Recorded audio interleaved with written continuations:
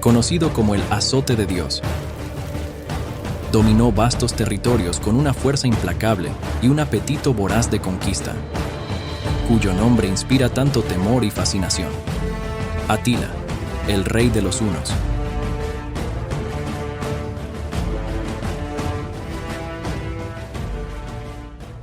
En las estepas vastas y ventosas de lo que hoy es Europa del Este, nació en el siglo V un líder que se convertiría en sinónimo de devastación para el mundo antiguo: Atila, conocido como el rey de los hunos.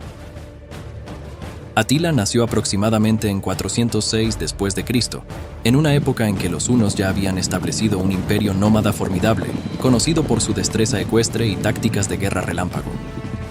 Atila y su hermano Bleda heredaron el liderazgo de los hunos tras la muerte de su tío, Rugila, en 434 después de Cristo.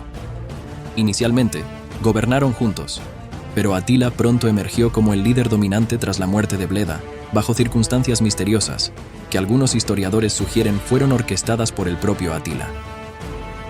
Bajo su liderazgo, los hunos intensificaron sus incursiones en el Imperio Romano de Oriente, utilizando una combinación de diplomacia astuta y fuerza militar abrumadora.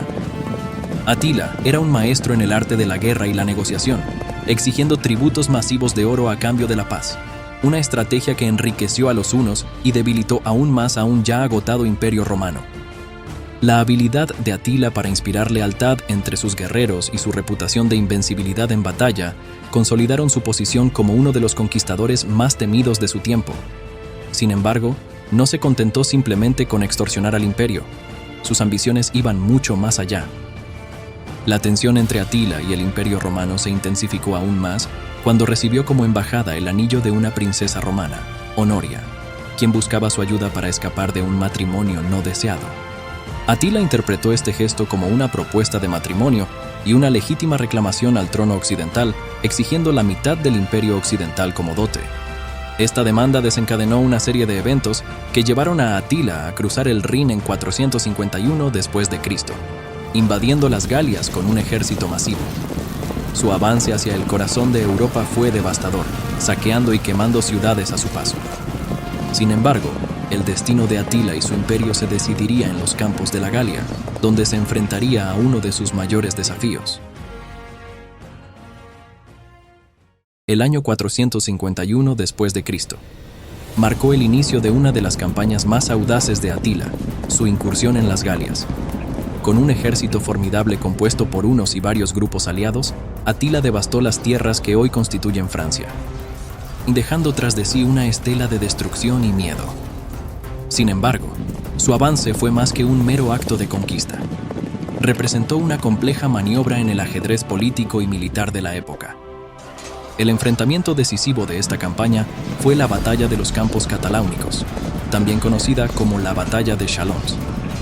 Aquí, Atila se enfrentó a una coalición de fuerzas romanas y visigodas lideradas por el general Flavio Aecio. Esta batalla, considerada una de las más grandes del mundo antiguo, puso a prueba el genio militar de Atila contra la astucia estratégica de Aecio. A pesar de la ferocidad del combate y las enormes pérdidas en ambos bandos, la batalla concluyó sin un vencedor claro. Atila se retiró, pero su leyenda creció. La batalla demostró su capacidad para desafiar al poder de Roma y sus aliados en igualdad de condiciones. Aunque no logró una victoria decisiva, la campaña en las Galias consolidó su reputación como el azote de Dios, un castigo divino sobre la tierra. Tras su campaña en las Galias, Atila volvió su atención hacia Italia en 452 después de Cristo, saqueando y quemando ciudades a su paso. Su avance hacia Roma parecía imparable, y el pánico se apoderó del corazón del imperio. Sin embargo, lo que siguió fue uno de los momentos más enigmáticos de la historia de Atila: su encuentro con el Papa León I. Según las crónicas, el Papa León, acompañado de una pequeña delegación, se reunió con Atila a las puertas de Roma y, a través de la diplomacia y posiblemente la promesa de tributos, logró convencer al líder huno de retirarse. Este acto de diplomacia, rodeado de mito y especulación, ha sido interpretado de muchas maneras, como un milagro, una estrategia política o incluso el resultado de circunstancias prácticas, como enfermedades o problemas de suministro en el campamento de Atila. Las campañas europeas de Atila revelan no solo su destreza como líder militar, sino también su comprensión de la política y la diplomacia. Atila manejó con habilidad el juego del poder, sabiendo cuándo avanzar y cuándo retirarse, manteniendo siempre su imagen de líder indomable y temido. Atila el Huno, más allá de ser un mero conquistador, emerge como una figura compleja, capaz de inspirar tanto temor como admiración. Su capacidad para desafiar al Imperio Romano, negociar con sus líderes y retirarse en términos que preservaron su reputación y poder, habla de un líder que comprendía profundamente las dinámicas de su tiempo.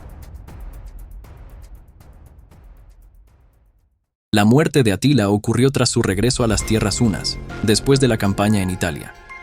Las crónicas históricas relatan su fallecimiento durante la noche de bodas con una de sus esposas, Ildico, bajo circunstancias que han dado pie a especulaciones. Desde una hemorragia interna hasta un supuesto asesinato. Sin embargo, más allá de las teorías sobre su muerte, el legado de Atila no se mide tanto por su final, sino por las huellas que dejó en la historia. El Imperio Huno, sin la presencia dominante de Atila, pronto se vio sumido en disputas internas y conflictos de sucesión. La unión que Atila había forjado entre los diversos pueblos bajo su mando se disolvió rápidamente, evidenciando la extensión en que su liderazgo mantenía cohesionado al imperio.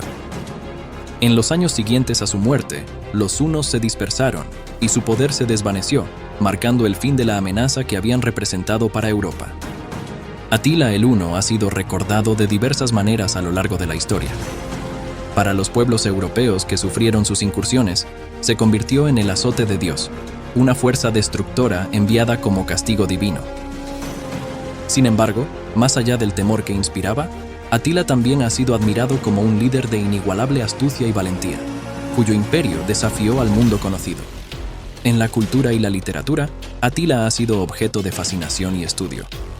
Desde la Edad Media hasta la época contemporánea, su figura ha sido mitificada y transformada en símbolo de poder indomable y resistencia frente a la adversidad.